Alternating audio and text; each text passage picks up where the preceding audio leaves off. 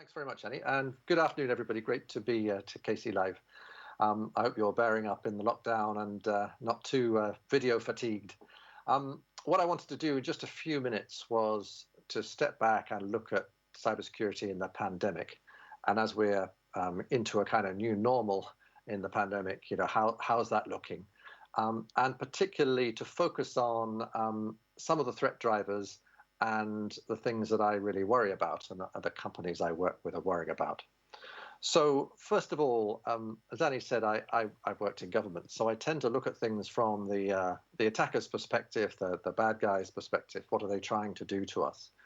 And the pandemic really gave them two fantastic opportunities, whether they are cyber criminals, mostly criminals, or occasionally nation states. And it's twofold. One was a technical opportunity, so remote access. So within a week or two, everybody who had never worked from home before suddenly found themselves working from home. And that was okay if you were a company that was used to that and had all the right training and protocols and hardware and software in place. But most people didn't. So in most of the countries I work with, it was very sudden, and we had to do it. We had to put business before security.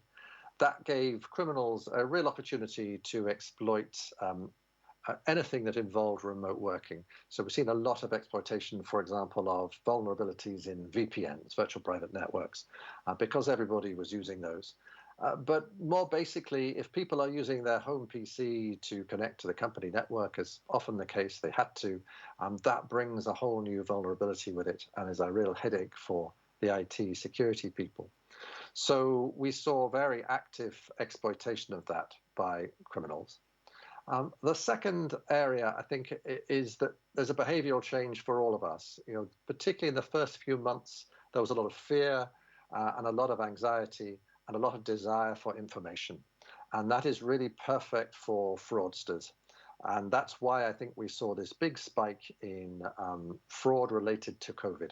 So all over Europe and in the US too, we saw lots of websites posing as official government or healthcare websites offering help in the pandemic, but really there to harvest your credentials.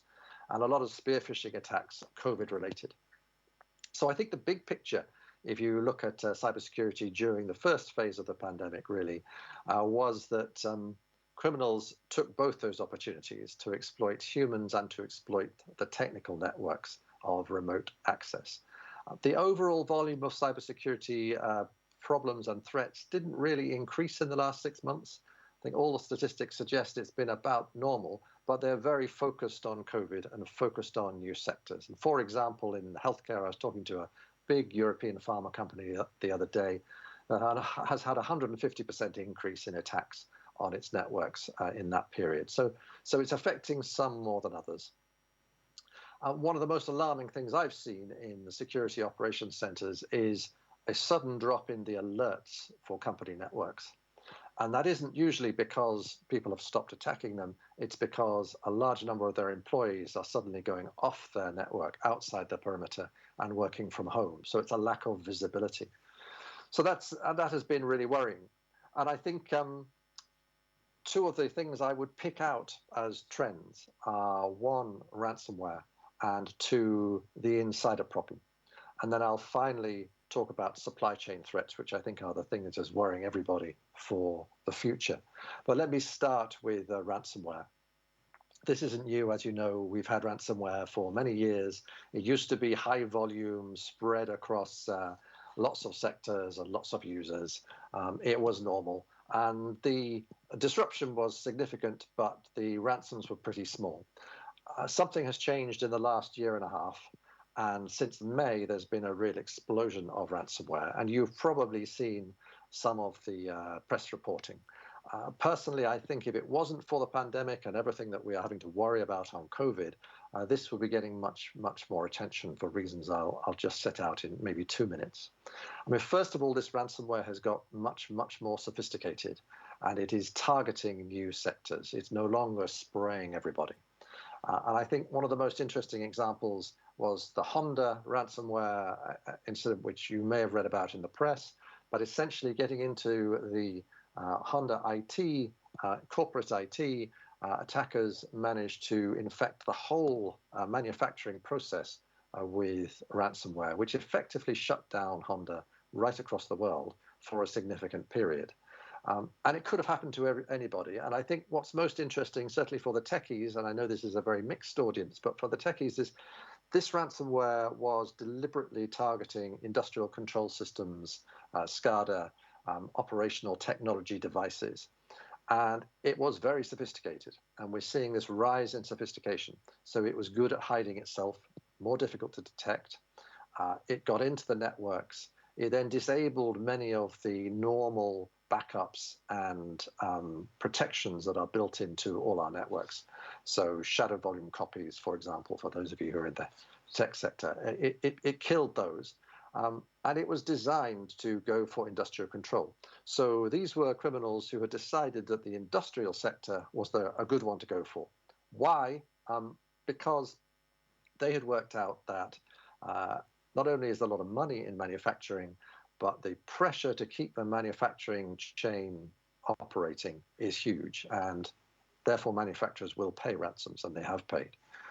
So this has been a really rising threat. It's affected the public sector in the States, schools, for example, right through to manufacturing and other companies across Europe, small, medium, and large businesses.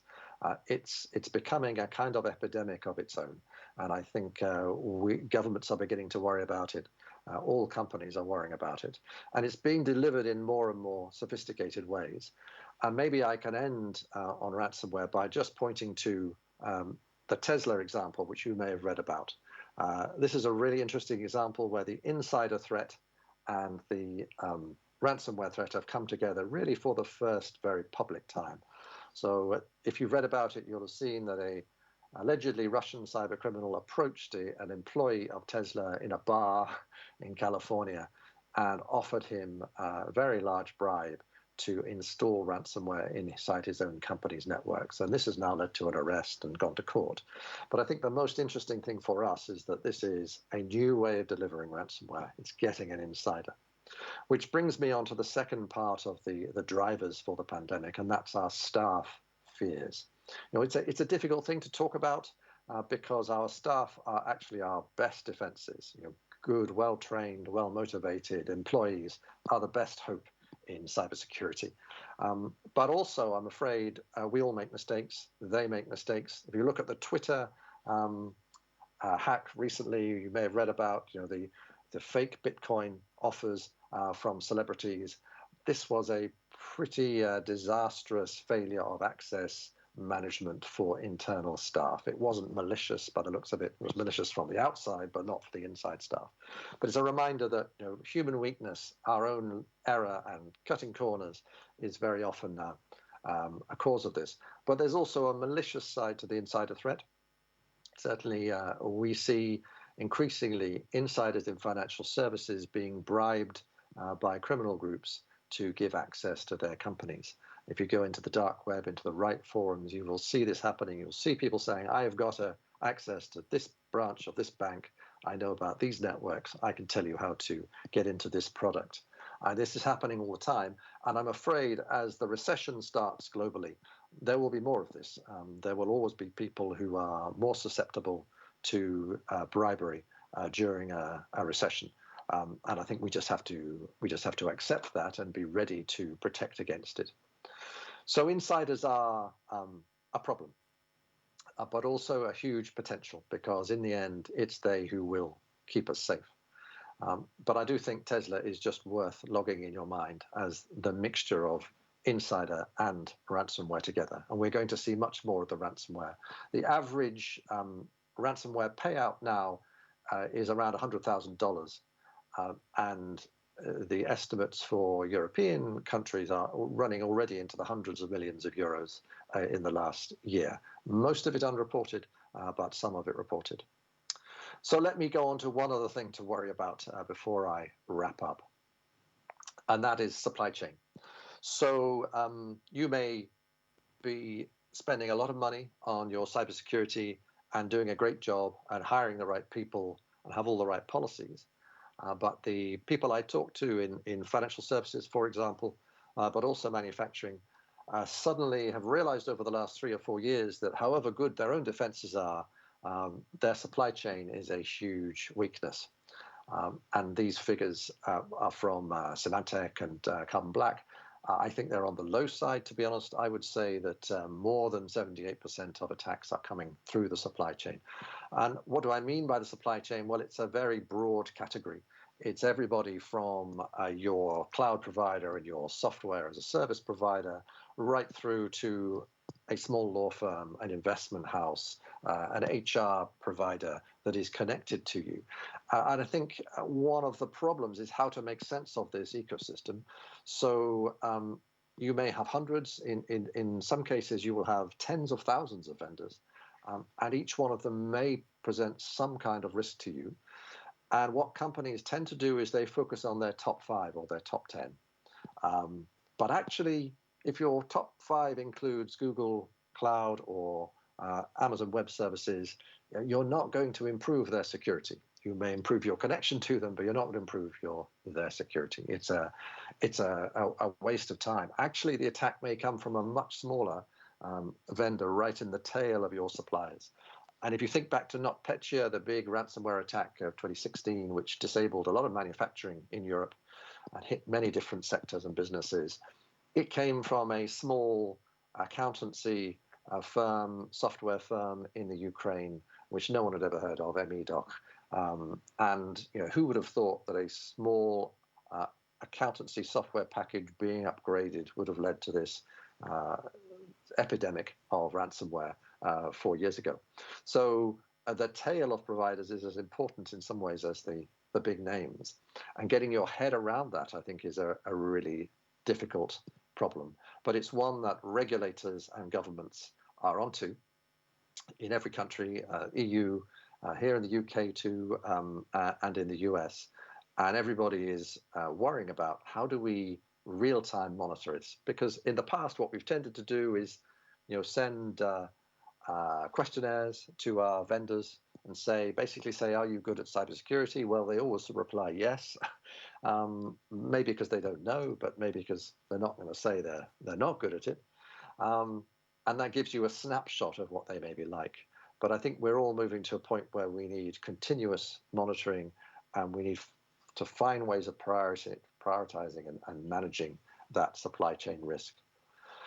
So I'm almost out of time. I would say the one thing on the government side that has been really interesting in the pandemic, apart from the attacks on those providing and researching vaccines, which we've all read about in the press, is a very little reported exchange in the Middle East. So an Iranian attack on an Israeli water treatment plant, which had huge implications for either switching off the water or putting the wrong mix of chemicals in, too much chlorine, for example.